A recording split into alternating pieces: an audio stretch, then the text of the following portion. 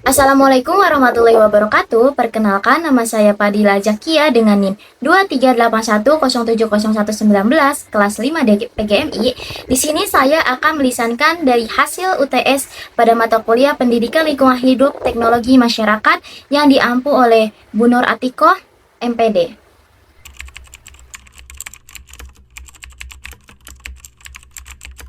Hubungan timbal balik antara sains, teknologi, lingkungan, dan masyarakat atau bisa disebut dengan STEJ, yaitu sains, teknologi, lingkungan, dan masyarakat adalah 4 komponen yang saling berhubungan dan mempengaruhi.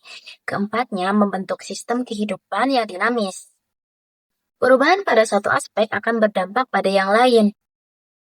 Sains menjadi dasar pengetahuan untuk memahami alam, kalau teknologi adalah penerapan sains agar kehidupan manusia lebih mudah.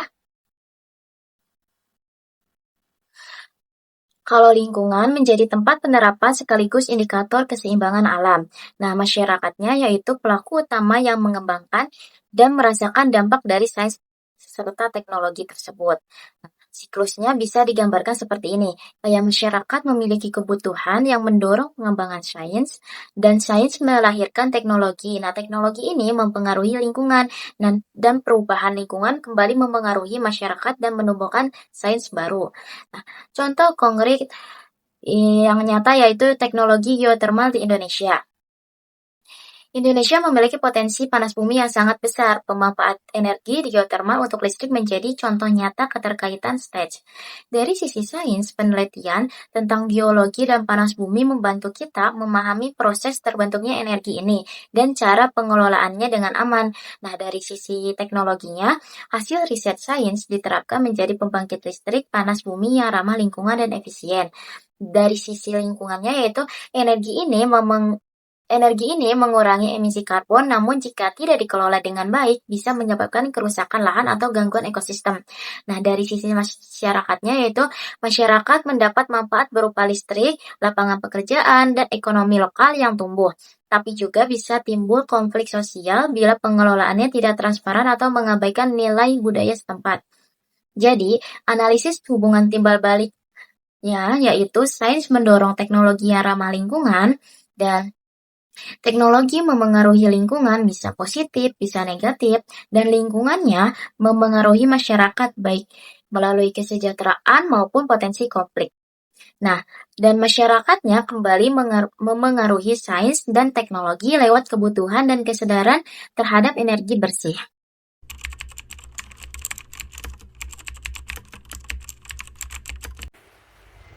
Menumbuhkan sikap bertanggung jawab dan etis terhadap lingkungan melalui pembelajaran STM di sekolah dasar, yaitu pembelajaran sains teknologi masyarakat atau STM tidak hanya menekankan pengetahuan ilmiah, tetapi juga pembentukan sikap, nilai, dan moral peserta didik.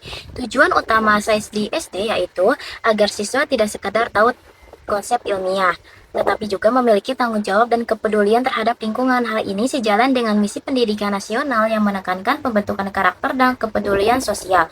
Melalui pendekatan STM, siswa belajar bagaimana sains dan teknologi digunakan untuk memecahkan masalah nyata secara bijak. Mereka diajak memahami bahwa setiap tindakan manusia terhadap alam memiliki dampak baik atau buruk sehingga perlu bersikap etis dan bertanggung jawab. Yang pertama, menumbuhkan sikap bertanggung jawab dan etis. Sikap ini dapat tumbuh melalui pengalaman belajar yang nyata yang bermakna.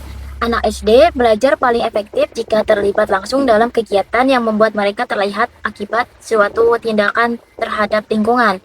Beberapa cara yang bisa dilakukan guru antara lain, yang pertama menanamkan kesadaran ekologi seperti menjaga kebersihan, menghemat energi, dan tidak membuang sampah sembarangan. Yang kedua, menghubungkan konsep sains dengan kehidupan sehari-hari, misalnya membahas daur air sambil menyinggung krisis air bersih di sekitar. Terus, menumbuhkan empati ekologis, yaitu rasa peduli terhadap makhluk hidup dan lingkungan alam.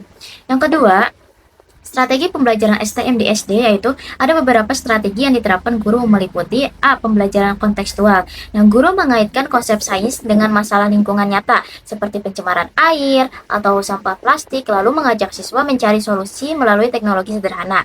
Yang kedua yaitu Project Based Learning atau PJBL. Siswa membuat proyek lingkungan seperti kompos, hidroponik, atau poster hemat listrik. Nah, kegiatan ini melatih tanggung jawab, kerjasama, dan kreativitas ilmiah. Yang ketiga, ada strategi inquiry dan eksperimen. Nah, siswa melakukan percobaan sederhana, misalnya meneliti pertumbuhan tanaman atau penguraian sampah. Nah, ini menumbuhkan rasa ingin tahu dan kepedulian terhadap alam. Terus refleksi nilai dan diskusi etis, yaitu guru mengajak siswa berdiskusi, misalnya mengapa kita harus menjaga air bersih. Nah, diskusi ini menanamkan kesadaran moral lingkungan. Terus, yang terakhir ada teladan guru dan budaya sekolah. Guru harus menjadi contoh nyata, yaitu membuang sampah pada tempatnya, hemat kertas, dan mendukung program seperti Jumat Bersih atau bank sampah sekolah.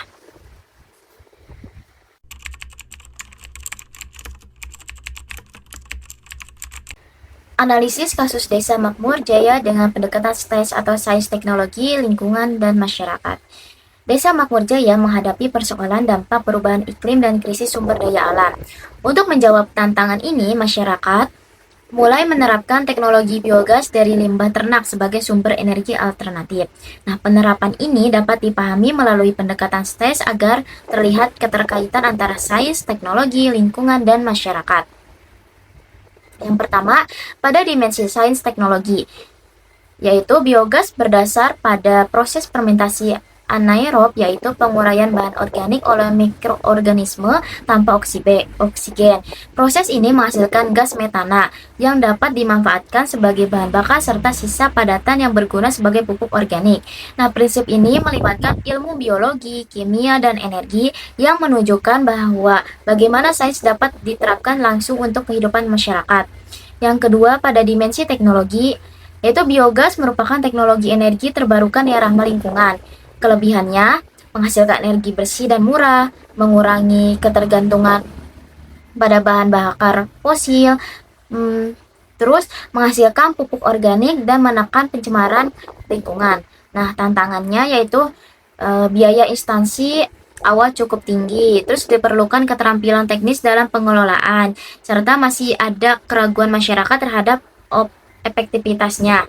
Oleh karena itu, keberhasilan teknologi biogas juga bergantung pada kesiapan sumber daya manusia dan dukungan pemerintah.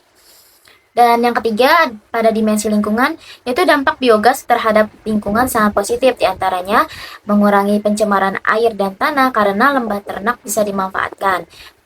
Terus menekankan emisi karbon dan menjaga kelestarian hutan. Terus mendukung pertanian berkelanjutan melalui pupuk organik. Nah, teknologi ini menjadi contoh nyata bahwa inovasi sains dapat berjalan seiring dengan pelestarian lingkungan. Yang keempat, pada dimensi masyarakat. Faktor sosial menjadi kunci utama keberhasilan program biogas. Nah, hambatan yang muncul antara lain, yang pertama pola pikir tradisional dan rasa takut gagal, terus kebiasaan lama menggunakan kayu bakar, terus minimnya sosialisasi dan pelatihan.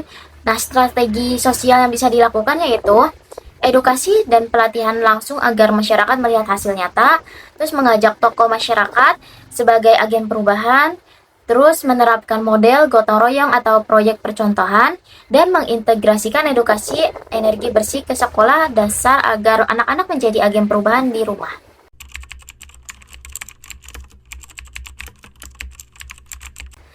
Proyek STM, saya mengambil nama proyeknya yaitu tutup botol menjadi gantungan kunci kreatif. Nah, tujuan dari proyek ini yang pertama, menumbuhkan kesadaran siswa kelas 5 MI atau SD terhadap masalah lingkungan sampah plastik di lingkungan sekolah. Yang kedua, melatih kreativitas dan keterampilan teknologi sederhana melalui kegiatan daur ulang tutup botol plastik. Yang ketiga, mengajarkan nilai tanggung jawab sosial dan lingkungan melalui kegiatan yang menyenangkan dan bermakna. Yang keempat, menunjukkan bahwa ilmu sains dan teknologi dapat digunakan untuk menciptakan solusi sederhana bagi masyarakat nyata di masyarakat. Langkah-langkah pelaksanaan proyek ini yang pertama, tahap pertama yaitu pengenalan masalah. Guru menampilkan gambar atau video tumpukan sampah plastik dan mengajak siswa berdiskusi seperti mengapa sampah plastik sulit terurai, terus apakah tutup botol bekas bisa dimanfaatkan kembali. Nah, siswa bersama guru menyimpulkan masalah banyaknya tutup botol plastik yang dibuang begitu saja di sekolah. Tahap kedua yaitu pengumpulan bahan dan perencanaan. Siswa mengumpulkan tutup botol plastik bekas aqua dari rumah atau kantin sekolah. Nah, guru dan siswa mendiskusikan ide bentuk gantungan kunci seperti bentuk bunga, hewan, emotikon, dan lain-lain. Serta siswa membuat sketsa desain gantungan kunci di buku gambar. Nah, tahap ketiganya yaitu pembuatan produk.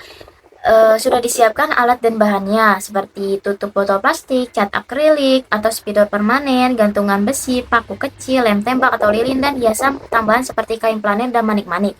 Nah, langkah kerjanya itu yang pertama bersihkan tutup botol, yang kedua lubangi bagian atas tutup dengan paku kecil untuk menggantungkan ring besi, yang ketiga hias permukaan tutup dengan gambar sesuai desain yang telah eh, ide tadi. Yang keempat, tambahkan ring gantungan dan rekatkan dengan lem tembak dan beri hiasan sesuai masing-masing siswa. Nah, yang keempat, tahap keempat yaitu presentasi dan pameran. Setiap anak mempresentasikan hasil karyanya sambil menjelaskan asal bahan bekas yang digunakan, terus proses pembuatannya, dan manfaatnya bagi lingkungan. Guru dan siswa membuat pameran mini, yaitu pojok daur ulang di pojok kelas. Nah, tahap kelima yaitu refleksi dan evaluasi nilai STM. Guru memandu refleksi, seperti bagaimana sains dan teknologi membantu kita mengurangi sampah, terus apa yang bisa kita lakukan agar lingkungan sekolah menjadi lebih bersih, dan siswa pun menulis kesimpulan singkat di buku belajar mereka. Untuk keterkaitan dengan unsur STEM-nya yaitu sains, siswa belajar bahwa plastik sulit terurai karena struktur kimianya kuat dan tahan panas sehingga perlu diolah kembali menjadi barang lain. Nah, dari teknologinya yaitu siswa menggunakan teknologi sederhana seperti paku, lem tembak, dan teknik desain untuk mengubah limbah plastik menjadi produk bermanfaat. Dan dari lingkungan yaitu proyek membantu mengurangi sampah plastik di lingkungan sekolah dan menumbuhkan kesadaran menjaga kebersihan. Nah, dari sisi masyarakat yaitu siswa menyebarkan ide ramah lingkungan ke teman, keluarga, dan warga sekolah melalui hasil karya yang bernilai guna dan estetik. Terus, indikator kreativitas yang bisa dinilai dari proyek itu yaitu Indikator kreativitas yang bisa dinilai dari proyek tersebut yaitu yang pertama ada orinya ide, yaitu desain gantungan kunci yang unik dan hasil karya tidak meniru contoh sepenuhnya. Yang kedua ada keterampilan dan ketelitian, kerapian dan ketepatan teknik saat membuat dan menghias gantungan. Dan yang ketiga ada nilai guna produk. Nah, gantungan kunci ini kan dapat dipakai lama dan tahan lama dan berguna. Dan yang keempat kreativitas dan Dan yang keempat yaitu kreativitas estetik, yaitu kombinasi warna, bentuk, dan hiasan yang menarik. Dan yang kelima, sikap dan proses berkarya. Kerja sama dalam siswa, tanggung jawab, dan kesadaran untuk menggunakan kembali bahan bekas.